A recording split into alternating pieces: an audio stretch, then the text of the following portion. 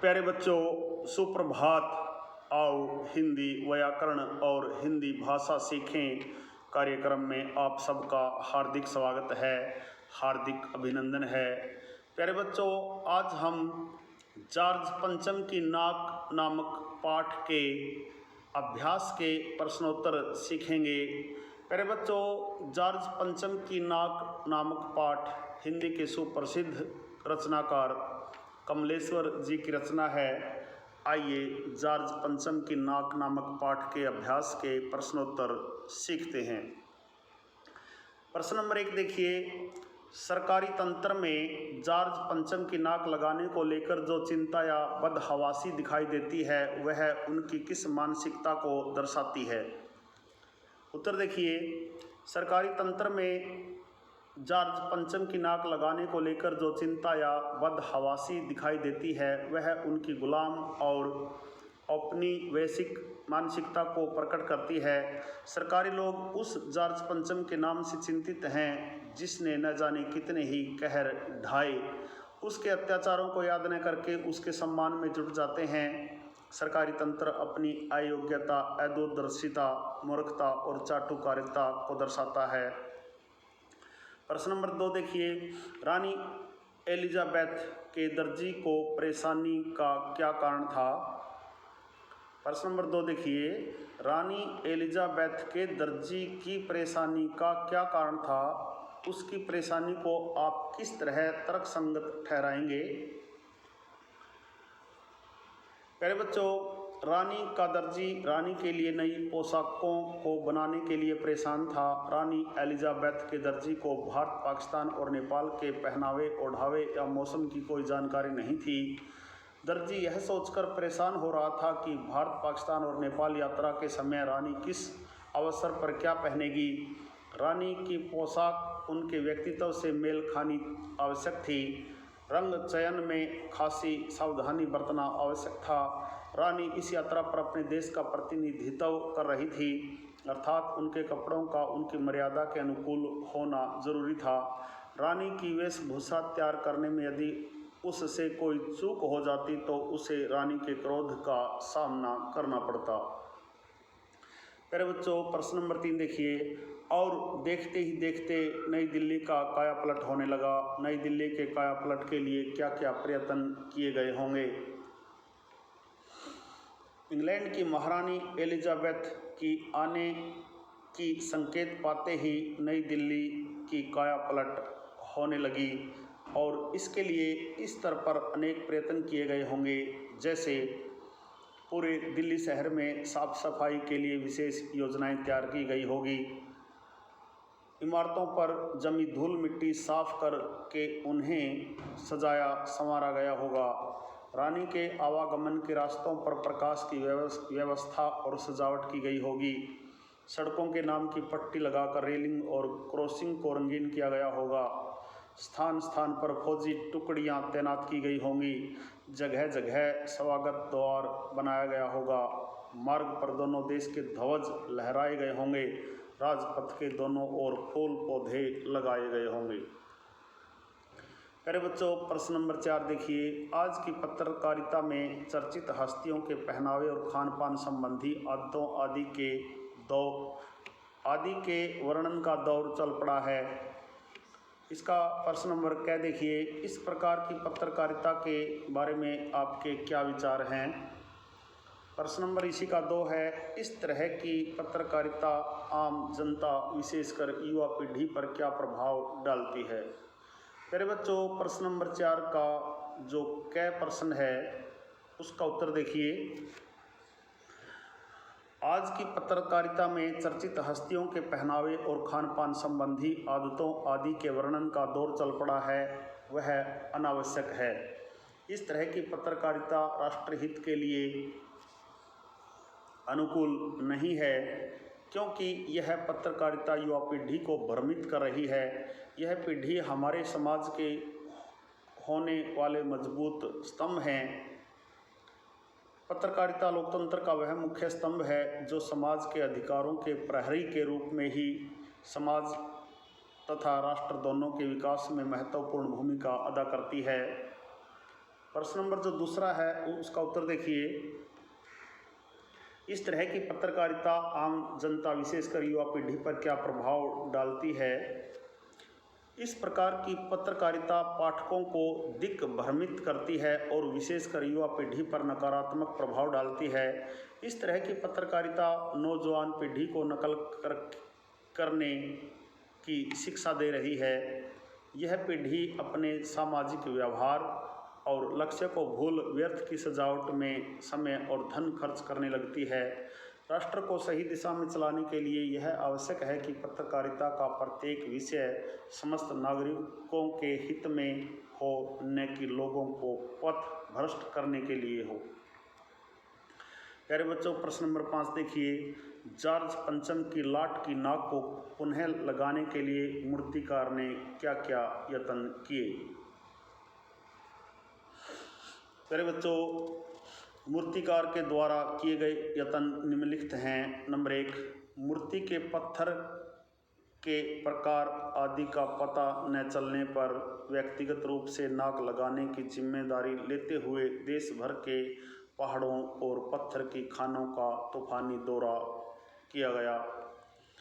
Number 2, उसने देश में लगे हर छोटे बड़े नेताओं की मूर्ति की नाक से पंचम की लाट की नाक का मिलान किया ताकि उस मूर्ति से नाक निकालकर पंचम लाट पर नाक लगाई जा सके, परंतु दुर्भाग्य से सभी की नाक जॉर्ज पंचम की नाक से बड़ी निकली गए।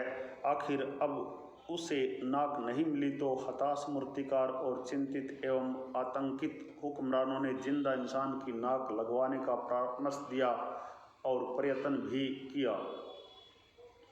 प्रश्न नंबर 6 देखिए। प्रस्तुत कहानी में जगह जगह कुछ ऐसे कथन आए हैं जो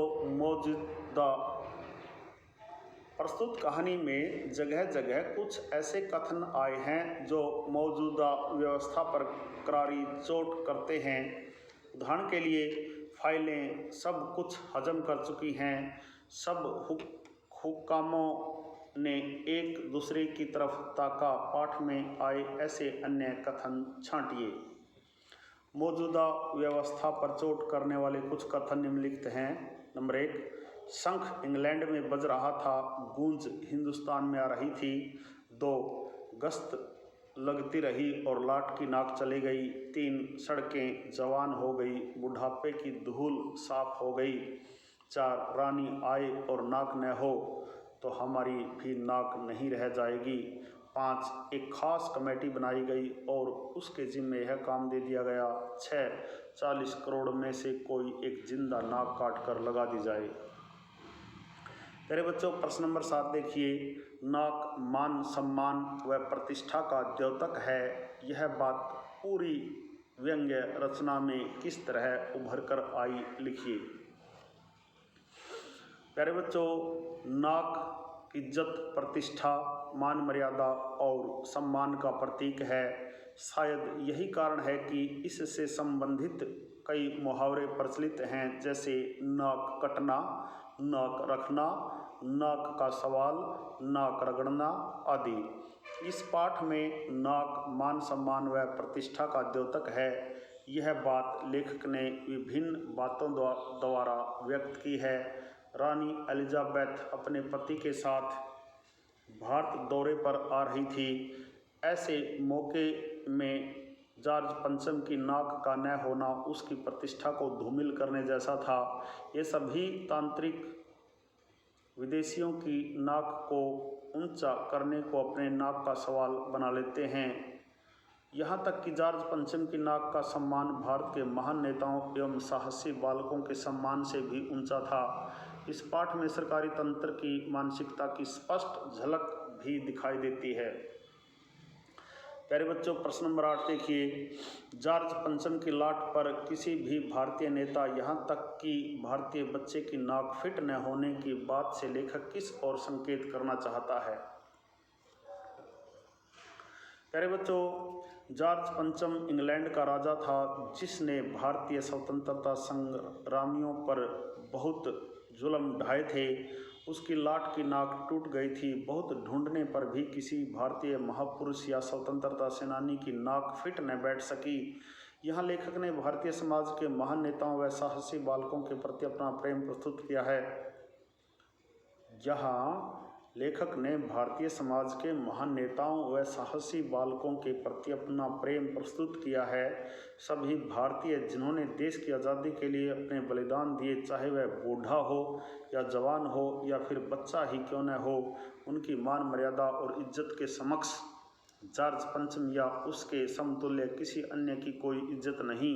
इसलिए इनकी नाक जॉर्ज पंचम की नाक से सहस्रों गुना ऊंची है। प्यारे बच्चों, प्रश्न नंबर 9 देखिए। अखबारों ने जिंदा नाक लगाने की खबर को किस तरह से प्रस्तुत किया? अखबारों ने यह खबर छापी कि नाक का मसला हल हो गया है। राजपथ पर इंडिया गेट के पास वाली जॉर्ज पंचम की लाट की नाक लग गई है। प्रश्न नंबर 10 देखिए। नई दिल्ली में सब था, सिर्फ नाक नहीं थी। इस कथन के माध्यम से लेखक क्या कहना चाहता है? इस कथन के माध्यम से लेखक ब्रिटिश सरकार का भारत में सम्मान को प्रदर्शित करता है। उसने इस कथन में ब्रिटिश सरकार पर व्यंग्य कसा है। एलिजाबेथ एवं प्रिंस फिलिप के आने पर 40 करोड़ भारतीयों में से किसी की जिंदा नाक काटकर जॉर्ज पंचम की लाट में लगा देने की अपमानजनक बात सोचना और करना। यदि सच में दिल्ली के पास नाक होती तो इतना बखेड़ा खड़ा न करके सीधे जॉर्ज पंचम के लाट को ही हटवा दिया होता। अरे बच्चों, इस प्रश्न को दोबारा देखिए। नई दिल्ली में सब था, सिर्फ नाक नहीं थी। इस कथन के माध्यम से लेखक क्या कहना चाहता है? इस कथन के माध्यम से लेखक ब्रिटिश सरकार का भारत में सम्मान को प्रदर्शित करता है। उसने इस कथन में ब्रिटिश सरकार पर व्यंग्य कसा है। एलिजाबेथ एवं प्रिंस फिलिप के आने पर 40 करोड़ भारतीयों में से किसी की जिंदा नाक काटकर जॉर्ज पंचम की लाट में लगा देने की अपमानजनक बात सोचना और करना। यदि सच में दिल्ली के पास नाक होती तो इतना बखेड़ा खड़ा न होता, सीधे जॉर्ज पंचम के लाट को ही हटवा दिया होता। जॉर्ज पंचम की नाक लगने वाली खबर के दिन अखबार चुप क्यों थे? अखबार उस दिन चुप थे ब्रिटिश सरकार को दिखाने के लिए किसी जिंदा इंसान की नाक जॉर्ज पंचम की लाट की नाक पर लगाना किसी को पसंद नहीं आया। यदि वे सच छाप देते तो पूरी दुनिया क्या कहती? दुनिया के लोग जब जानते कि आज़ादी के बाद भी दिल्ली में बैठे हुक्मरान आज भी अंग्रेज़ों के आगे अपनी दुम हिलाते हैं। प्यारे बच्चों, यह थे जॉर्ज पंचम की नाक नामक पाठ के अभ्यास के प्रश्नोत्तर। आशा है आपको अच्छी प्रकार से समझ में आए होंगे। यदि आप भी इनका पूरे मनोयोग के साथ बार बार अभ्यास करेंगे तो आपको भी जॉर्ज पंचम की नाक नामक पाठ के अभ्यास के प्रश्नोत्तर समझ में आ जाएंगे, याद हो जाएंगे। प्यारे बच्चों, जॉर्ज पंचम की नाक नामक पाठ के अभ्यास के प्रश्नोत्तरों से संबंधित आज का यह छोटा सा वीडियो यदि आपको पसंद आया हो तो इस वीडियो को लाइक, कमेंट और ज़्यादा से ज़्यादा शेयर ज़रूर करें। प्यारे बच्चों, यदि आप वास्तव में गंभीरता के साथ हिंदी व्याकरण और हिंदी भाषा को सीखना चाहते हैं, आप मेरे YouTube चैनल संगम टीवी हिंदी व्याकरण को सब्सक्राइब ज़रूर करें और वीडियो पर दिए बेल आइकन को ज़रूर दबाएं ताकि संगम टीवी हिंदी व्याकरण पर पढ़ाए जाने वाले पाठों का सबसे सरल और सटीक विश्लेषण YouTube पर अपलोड होते ही उसका नोटिफिकेशन सबसे पहले आपके पास पहुँचे। प्यारे बच्चों, खुश रहें, मस्त रहें, योगा करें, स्वस्थ रहें। आपका दिन मंगलमय हो।